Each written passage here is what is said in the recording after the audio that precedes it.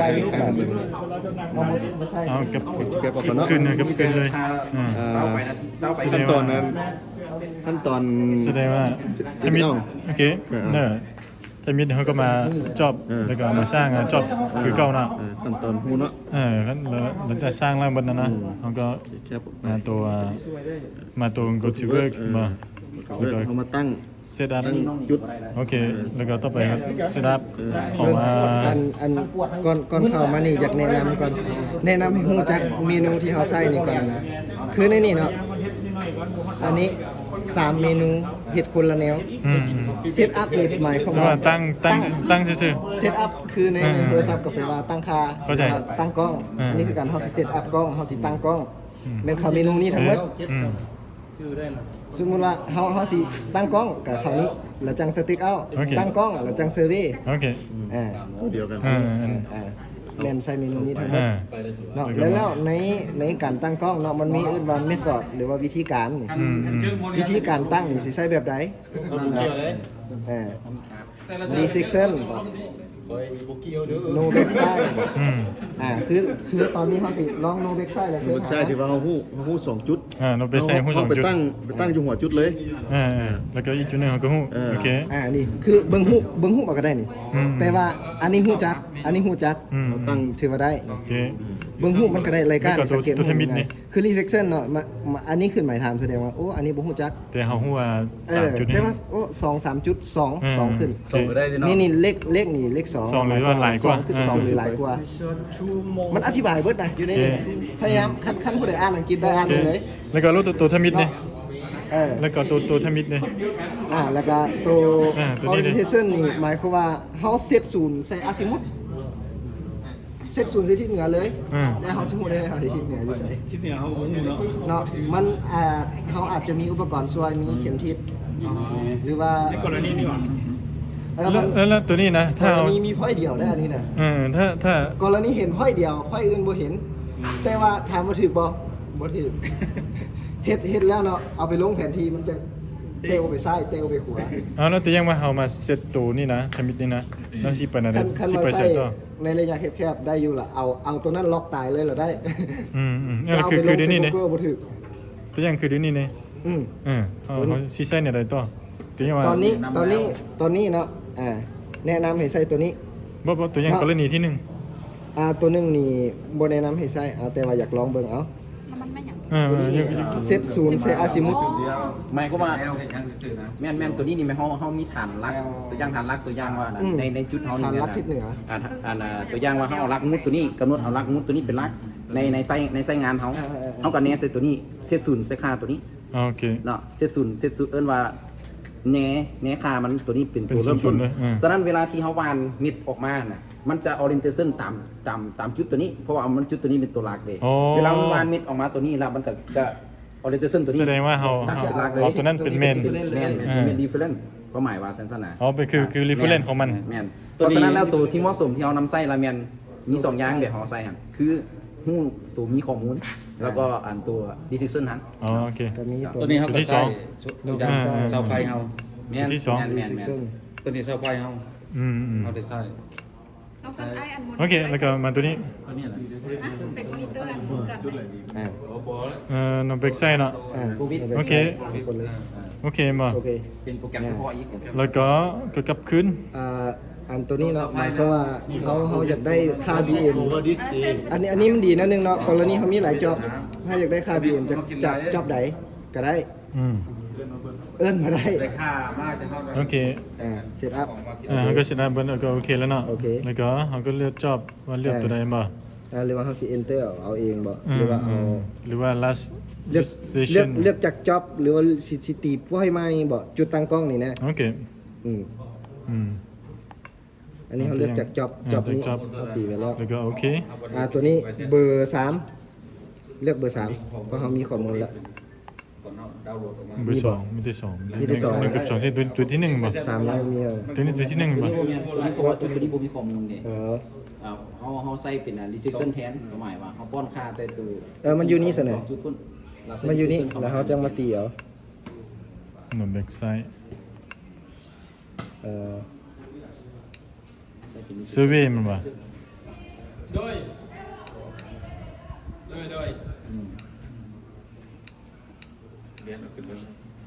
ใจดีด้วยกัน เดี๋ยวเดี๋ยวเป็นเราเลย เดี๋ยว เดี๋ยวท่านก็บ่ขึ้นคนไปเจอผู้สาวเจ้ามังกร บ่คือ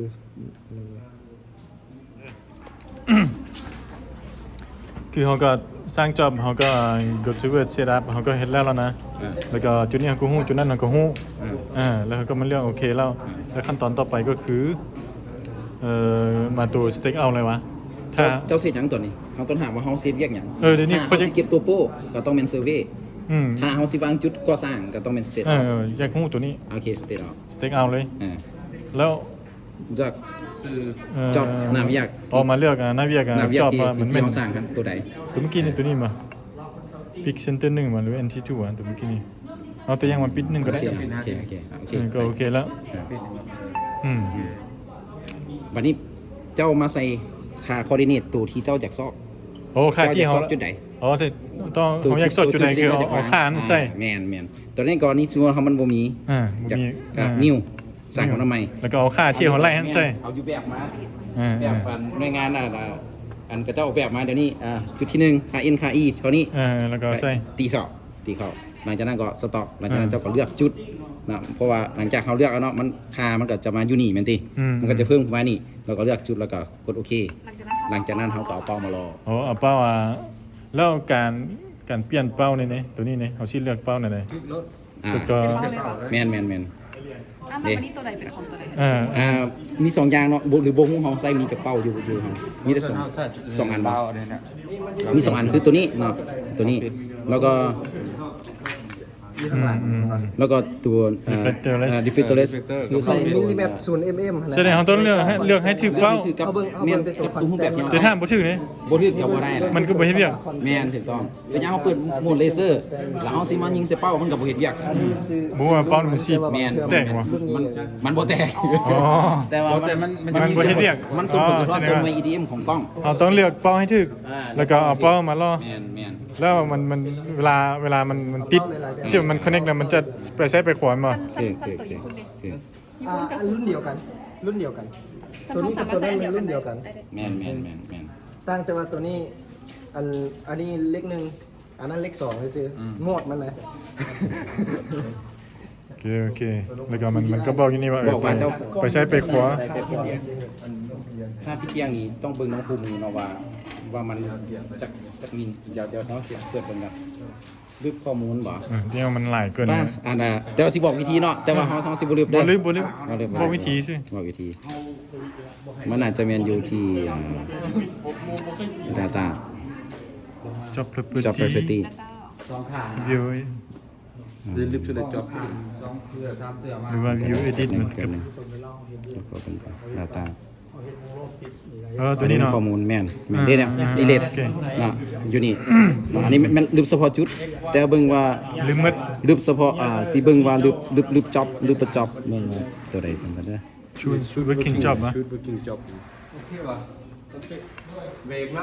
ตัวนี้แม่นแหละตัวอย่างว่าจ็อบใดที่เฮาบ่ต้องการคลิกใส่แล้วก็ดีเลท โอ้ อันนี้จ็อบเฮานี่มันหลายโพดแบบว่าแต่ปี 2000 13อ่ะ เบิ่งเอาเรื่อง เคยส่งมันโกสมัยโกซ่าคนกวงนี้สมัย คือบ่ลืมอ่ะไม่ชิด ช่วยเอาใส่ในสมัยโกซ่า เป็นอย่างคือป้าไว้หลายแท้ฮะ บ่ก็ลืมไปเด้บ่ลืมแล้วบ่ได้บ่มีแล้วเดี๋ยวนี้แม่น2023เบิดแล้วหมายความว่าเขาล่างแล้ว โอเค ล่างไปแล้ว เดี๋ยวนี้มีแต่จ็อบ2023แล้ว แสดงนวลนั้นพีหรอ แสดงว่าสเต็กเอาในก็ประมาณนั้นเนาะ แม่น แล้วก็ตัวเปลี่ยนอาจารย์ตัวเปลี่ยนมุมนี่องศาเป็นฮอนเทียนว่าตัวนี้นี่ น่าจะเป็นจ็อบอินสตูเมนต์แล้วก็ตัวนี้ เตสเป เป็นหมดเนาะ มีแอนโมทาเก็ตพิมแอนเซอร์ชิ่ง กับพื้น connection instrument วะ กับพื้นอีกคนไหน ยูเซอร์เนาะ user work setting งานจะเป็น work setting setting template ก็ยังโมเมนต์นะตัวข้างๆบน coordinate ตัวข้างๆ work setting Booking style system setting system setting คืบนะ สมาร์ท admin admin setting บ่สมาร์ทวอทมันเองเด้อ สมัคร สมาร์ทเวิร์ก ก็ยังบ่แม่น สิพี่ยังมีก็ยังมีก็ เปลี่ยนโหมด เด้ นี่ วิจวล เดี๋ยวเปลี่ยนเป็นก้อนจากก้อนเป็นวินาที แต่ว่าอันนี้ฮู้ไว้แต่ว่าเขาบ่ปล่อยทุกก้อนบ่เซ็นระบบมีแต่นั้นคือจะอยู่ในโหมดของพวกsystem setting ลองคลิกไปด้วยมันมีเท่าไหร่อัน มีก้อนมีอย่าง ห ไร ลายอัน มีก้อนมีregion ควา setting มตามอัธยาศัยผู้ใด distance เนาะนี่ distance มันก็จะมี Angle มีฟีดมีอย่างต่าง ไปมุมนะไปมุมด้วยมัน ๆเนาะ มันมีอย่าง มีก้อนมีดีกรีมีมิว โอเค เปลี่ยนกันพัน โอเค ตัวนี้เฮาลิ้นกูมือเดี๋ยวเพื่อนเฮาเราใส่ ใส่ก้อนจอมเนี่ย โอเคแสดงว่าก็ประมาณนี้เนาะ เจ้า เต๊ะ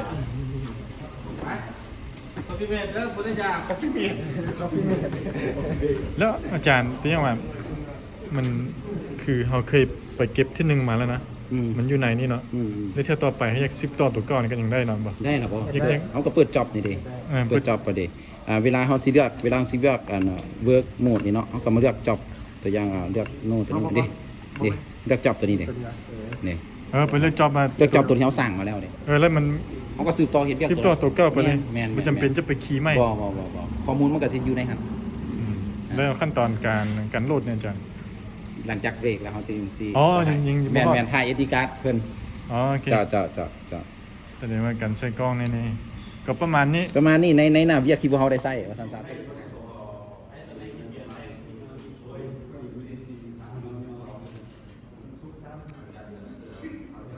กำลังเปิดเด้อเดี๋ยวนี้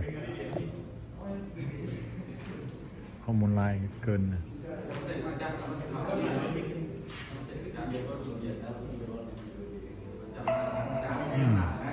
มาแล้วเดี๋ยวนี้ทำบิดก่อนจะเห็นเรียงนี่สักกล้องมุมตัวนี้นี่เขาต้องหุ้ม2 จุดมาดูค่า BM ของมันนะจุดที่1ก็คือจุดตั้งกล้องนี้แล้วก็จุดที่2นี่ก็แล้วแต่ว่ามันจะอยู่เบื้องซ้ายหรืออยู่เบื้องขวาตัวยังคือจุดนี้เราต้องหุ้ม2 จุดนี้แล้วไปตั้งซ้าย เคยยังเคยเฮ็ดที่ แล้วก็เอาหูตัวจุดนี้เอาหูจุดนั้นเอาหูแล้วก็เอามาสร้างจอบก่อนอันนี้มันnew job ตัวนี้มัน view edit มันคือ วิวเบิ่งข้อมูลที่เฮา ข้อมูลพันมาอันนี้มันcreate control data ตัวนี้มันที่3มัน นี่เฮาบ่ได้เข้าไปกับ create new point อันนี้มันจะไปสไตล์แบบเลี้ยวทางหรือว่างานยากแล้วเบิกนี้ แต่งานทั่วไปเนี่ยก็มาตัวนี้อันนี้มัน collect list cat file coordinate tsp general แล้วก็มาใส่ชื่อหั่นมัด เนมเนาะ ใส่เนมนี่นั่นมัดแล้วก็บันทึกแล้วก็มาเซตอัพมันตั้งก่อนเสร็จนับ เซตอัพเนี่ย เลือกใส่ อันนี้เป็นorientation ตัวนี้บ่สู้ใช่มั้ย บ่ใส่สลายเฮาใส่แต่ ตัวนี้แล้วตัวนี้นี่ตัวนี้ก็ใช่บ่ บ่สลายก็บ่ใส่แต่ เพราะว่า2 จุดมันก็พอแล้วมั้ยโอเคแล้วก็ตัวนี้นี่ตัว บ่ใส่ ความสูงที่ก็บ่สู้ใช่เนาะ ต้องใส่แต่2อันกันแต่ตัว reception นี่เท่านั้น อ๋อที่ว่าเฮาฮู้หลายๆค่าเลยแล้วก็ แต่ว่า reception ก็บ่ได้นำมาใช้หลายสำคัญเป็นตัวนี้แหละที่เขาใช้ตลอด อะไรมันตัวนี้เนาะบ่ แม่น ต้องฮู้2ค่าเนี่ยเนาะ เราเลือกใส่เลย ตัวนี้เนี่ยจำเป็นจริงใช่เนาะ เป็นดินไส้เพราะว่าเขาใส่เป็นหลายกระพิษคือแนะนำหมดเลย โอเค ใส่ได้แต่ใส่เป็นหลายพิษ นี่ก็ส่วนใหญ่จะใช้ตัวนี้เนาะ ออกจากจุดที่มีค่าตั้งชื่อหัวจุดเลยตัวนี้ เป็นจุดนี้พอยเพราะตัวอย่างว่าเราต้องการจุดใหม่เนาะโอเคแล้วเนาะโอเคมาจอบ เลือกจ็อบ มาจอบเลยก็ แล้วเขาจ็อบเลือกจ็อบจ็อบแล้วเขาจะมาจ็อบตัวที่2ตัวมาเลือกจ็อบที่เขาสร้างแล้วเราบูบี้เขาก็ใส่นิวจ็อบ โอเคถึงมาตัวนี้มันล่าสุดที่เขาใช้เนาะlast use station นี่มัน new point นี่มา job โอเคแล้วก็มาเลือก job ที่เขามีมันก็มีหลายๆอยู่นี่เนาะ มันมีเขาก็สร้างไม้ ไว้แต่ถ้ามีแล้วก็เลือกเอาแต่ยังว่าตัวนี้เนาะไว้ เอาไปบด คืนนะไม้ แล้วก็พอยต์บีเอ็มยังแล้วก็ความสูงแล้วก็เทียบกับเมื่อกี้นี่เนาะ ของตัวนี้ แล้วก็ค่าเนี่ยเขาก็ตีใช่เนาะตัวนี้มันตัว เขามีอยู่แล้วเขามีแล้ว โอเค หลังจากนั้นเขาเลือกจุดแบ็คเขาเป็นจุดนั้น แล้วก็เอาค่าของจุดเบรกขั้นใส่คือกัน ตีความสูงใส่แล้วเขาจึงอ่านเนแล้วก็อ่าน แล้วก็ตัวนี้เขามี10จุดไม่แล้วก็ตั้งใส่แล้วก็เน่ใส่แล้วก็อ่าน แม่น แล้วก็ย้ายไปแล้วก็ปิ้นกล้องไปแล้วก็จุดมืดมา จุดบดจุดที่เขาแทรกกูแหละ แล้วก็มันก็รีคอร์ดอยู่ในนี่มืด อยู่ในนี่ แล้วก็ขั้นตอนต่อไปคือไม่ได้ถ้าเราอยากได้ข้อมูลก็ไม่ได้เอามาโหลดหรือมันจะโซยให้มัน แม่น อันนี้คือการซื้อเองแบบทั่วไปเนาะ เข้าไป แล้วก็อันที่สองเซตอัพเนาะอันนี้คือเซตอัพบ่เซตอัพนี่คือต้องมีจุดตั้งกล้องแล้วก็จุดเบสนั้นแล้วก็จึงไปซื้อเวหลังจากได้2จุดนั้นเนาะแล้วจึงมาซื้อเวตัวนี้ แล้วก็เก็บเอา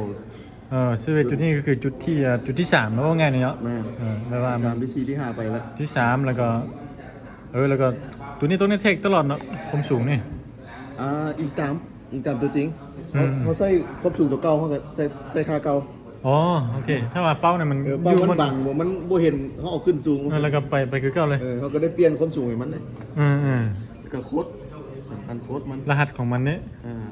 โอเคแล้วก็measurement แล้วก็ไปมา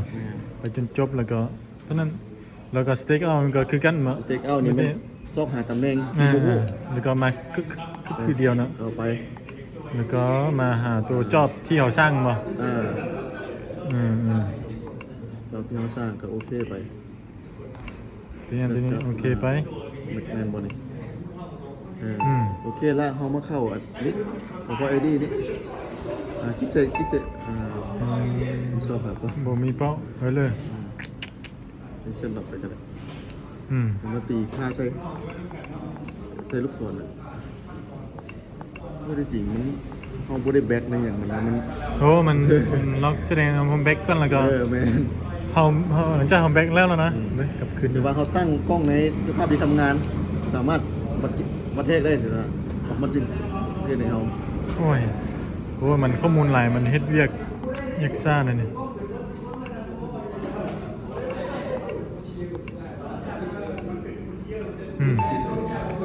แสดงว่า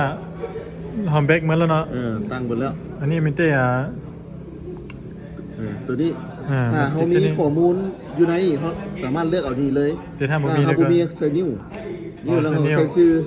จุดที่เขาที่ชอบหามันชื่ออย่างแล้วก็สตอร์แล้วก็ไปเลยมาแล้วก็ตีค่าเอ็นค่าอีใส่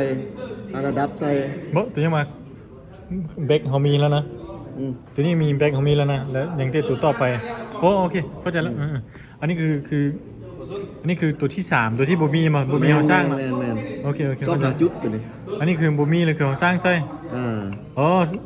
จุดที่เขาต้องการไปซ่องเนาะแมนตัวนี้ซ่องแล้วต้องมาตีเส้นนี้แมนแล้วก็หลังจากซ่องแล้วเราก็ไปตัวอื่นนะแล้วก็ต้องตีซี่แล้วก็ซ่องไปอีกโอเคถ้าว่าเขาผู้อยากตีมันจะมีวิธีเอา VCD มาโหลดจากคอมพิวเตอร์มาสุดใจ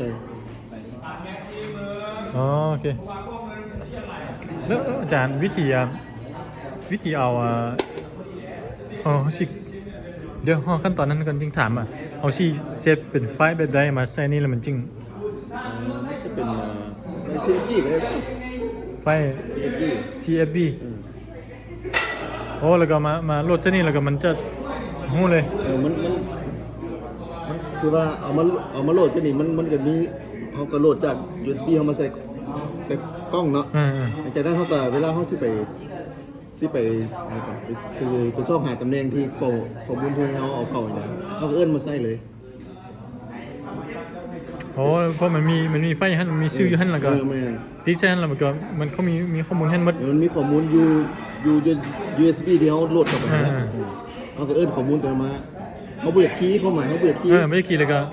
ไม่ได้ตั้งกล้องแล้วก็จุดตั้งกล้องจนแบ็คดีๆแล้วก็เอาตัวนั้นไปเลย แม่น โอ้ แต่เอิ้นมาใส่ซื่อ เอิ้นมาใช่แล้วก็เอาเป้าไปใช่ไปใช่ไปใช่ เคยว่าบอลนี้ถึงแล้ว เอามาร์กไว้แล้วเขาก็ไปจุดใหม่เอิ้นค่าตัวใหม่มาแต่มันหลายจุดเขาต้องเห็นแบบนั้น ที่ไปในใด เราลองสาธิตเลย เดี๋ยวนี้เขาเอาแมมมาซูซนี่ยังได้ข้อมูลในมาใส่แมมบิด ที่เขาบอกหน้าจอปกติเนาะซูมแมมเขาเนาะเขาเข้าไปจับ data ชอบ and data แล้วก็ export อ๋อไปจะ export หั่น copy data เข้าไป export dxx data ส่วนไหนมันเฮาใช้ตัวนี้มา แม่น แล้วผู้อื่นนะ ผู้อื่นเราไม่ค่อยใช้เพราะตัวนี้มันเป็นไฟล์ Excel ไปเลยนะ อ๋อนี่เป็นไปเชี่ยวไปเลย นี่ แล้วก็มา หลังจากนั้นเขามาเลือก job เขา ว่า job เฮานี่เป็นตัวใดตัว โฟล ไห เดอร์ น data เนาะมันจะอยู่ในนี่แล้วเขามาเลือก job อ๋อโอเคว่า job อยู่ไส นี่ ก็เลือก job ที่เขาสร้างเนาะ job ที่เขาสร้างตัวอย่างว่า A นี่ A โอเค A ก็โอเค โอเค แล้วก็โอเคไป โอเค นี่มันก็เล่นปุ๊บเข้าไปแล้วก็แล้ว อ๋อตอนนั้น ก็ยัดไป โอ้ หลังจากนั้นออกมาก็ถอดการ์ดธรรมดา ก็มัธนี่เนาะ มาตัวนี้ โอเคโอเค แล้วเวทไปเนาะนี่ เออ เราต้องเอาตัวนี้มันเป็นมุมไหน อ๋อตามเข็มวงหั่น ตามเข็มวงหลังจากเขาวาดมุมนี้แล้วเขาย้ายกล้องมามันอยู่ ต้อ นี่ งไปคือเก่า เอามาแบ็กนี้บัดนี้เอามุมนี้เป็นมุมไหนอีก อ๋อเบรกเส้นนี้แล้วก็ เออ มาเส้นตัวนี้ก็ต้องหมุนเป็นคือเก่าเลยตามเข็มวงเลย แม่น เดี๋ยวถ้ามากับคืนนี่กัน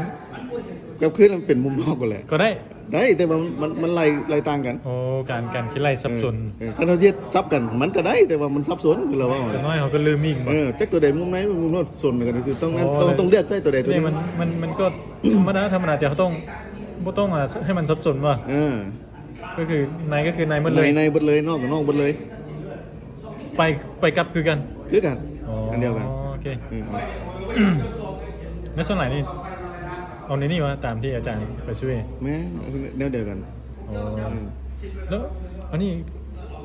ชื่ออะไรมุมในนี่คือเมื่อกี้เนี่ยตามทฤษฎี280ป่ะบ่ให้ไกล180ป่ะหลังจากเอามาไล่ด้วยนั่นเอง มุมไหนนี่คอยกูคิดว่ามันจะลบ180บ่หรือว่ามุมนอกบวก180อันนั้นอย่าง2 n ลบ2 บวกคือบวก180ป่ะ 180ตัวหนึง n บวก2คูณ180นี่นะค่อยๆกูบ่จื้อปานใดผู้ชายเราอธิบายอยู่แต่ว่าจื้อต้องอยู่ว่า n ลบ2กับ n บวก2นี่แหละ เรื่องอาจารย์ตัวนี้มันมีจานนะโบเกียวว่าเอาปิ้นมาตามเข็มวงเลยนะเลยมาฮอดที่180เดี๋ยวถ้าว่าเราปิ้นกับคืนมามันเริ่มจาก360มามันโบเกียวเพราะมุมเพียงนะคือจานเพียงนะเอาเบิ่งนี่ถ้าเริ่มศูนย์มาหานี่นะเป็น180มันบ่เดี๋ยวถ้ามาฮอดศูนย์คือก็เป็น360แล้วน้องก็เข้าใจว่าถ้าเราเริ่มจากกับคืนนั้นเริ่มจาก310ลงมาวะ มันก็กลับขึ้นแหละ มันจะปิ้นขึ้นเทิง ตัวนี้เหรอ แม่นตัวกล้องมันได้ไหน ตัวนี้เป็นกล้องของมันวะ กล้องของมัน แล้ เซ วน เซอร์ ตัวนี้เนี่ย อันนี้มันเลนกล้อง อันนี้มันเลนจับเลนจับอินฟราเรดแล้วก็เลนจับเลเซอร์ใช่ไหมตัวจับเป้าเราเป็นตัวนี้ได้เป็นตัวจับ ตัวเท่งว่ะ ตัวเทิงเป็นตัวจับ น้อง อั เข้าน ใจ นี้ วะ เราเป็นอันนี้เราเป็นตัวแนเใส่เป้า เข้าใจว่าเป็นตัวนี้ บ่ แม่น เวลาสังเกตเห็นเราไปทางเขาเปิดโหมดอันนี้มันจะแดงตีตลอดมันยิงขึ้นอินฟราเรดไปหาเป้ามันจับได้บ่ แสดงว่าที่นี่มันมุมเบื้องขวาป่ะ มุมด้านซ้าย ซ้ายเนอะ ปกติเอาซ้ายก่อน ซ้ายเนอะเป็นหัว ซ้าย ซ้าย ก่อน เนอะ อ๋อสังเกตตามตัวนี้ ไม่ตายอันนั้นอันนึงวิธีสังเกตวิธีที่สองวิธีที่สองเบิ่งปุ่มไว้นี่นี่เห็นไหมเบิ่งปุ่มไว้นี่เนาะนี่ป่ะนี่เห็นไหม โอ้ นะ มันจะบ่มี2ปุ่มคือกันดิ นี่เดี๋ยวนี้คันเป็นเดี๋ยวนี้มันก็จะเป็นหน้าซ้ายวันนี้เปลี่ยนปุ๊บมันก็กลุ่มกันข้ามนี่เนาะก็จะมาอยู่บนนี้แทน โอ้ นะแนวนั้น ง่ายๆอยู่แต่ลืมง่ายได้นี่ สังเกต ง่ายๆอยู่แต่ ตัวลืมเดี๋ยว ง่ายๆอยู่แต่ถ้าบ่สังเกตดีเนี่ยมันก็ สังเกตปุ่มสังเกต โอ้ คันมันอยู่ในหน้าจอมันก็โซตัวอย่างอยู่นี่ก็เป็น เจ้าเป็นอันนั้นเนาะเป็น0องศามันจะปีนปึ๊บมันก็เป็น180แล้ว อ๋อโอเค อ่า เดี๋ยวแต่ละเทื่ออะไรยิงไปในตรงไหนมุมซ้ายมุมขวาตลอด ต้องสังเกตก็เบิ่งแล้วเบิ่งปุ่มนี่แหละเป็นหลักโอ้ตัวนี้อยู่เบื้องขวาเนาะไปไว้หน้าซ้าย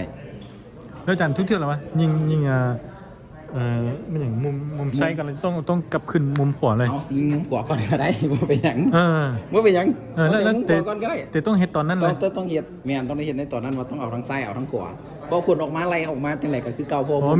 มีเท่าไหร่จุดก็ย่าต้องเอาหมดเลย แม่นถ้าสมมุติในการวัดแทกของสุดแม่น โอเค แน่นอนแล้วกันมือตัวลิงมันวัดแทก2หน้าอยู่แล้วละกัน แต่ถ้าสวิตทั่วไปเนี่ย หน้าเดียวเลยตัวอย่างเก็บละเอียดเพื่อใช้งานสิ่งก่อสร้างก็แม่นหน้าเดียวเก็บหน้าเดียวบ่ได้เก็บ2หน้า โอ้ถ้าว่างานก็สร้างทั่วไปงานสวิตทั่วไปในหน้าเดียวก็ได้ เก็บตัวโป้เก็บแผ่นเอียงสิใช้ในการออกแบบใช้ในการเขียนลายพวกนี้มากเขาก็จับเลยเป้าจับจุดเดียวเราก็เก็บไปเลย โอเคแสดงว่าระบบมอนิเตอร์จริงๆอ่ะ แม่น ใส่สอง ระบบมอนิเตอร์ลิงระบบการถ่ายผลข้อมูลจุดข้อมูลมาอันทันสมบูรณ์เฮานะทันสมบูรณ์ตัวนั้นต้องได้ใช้ อืม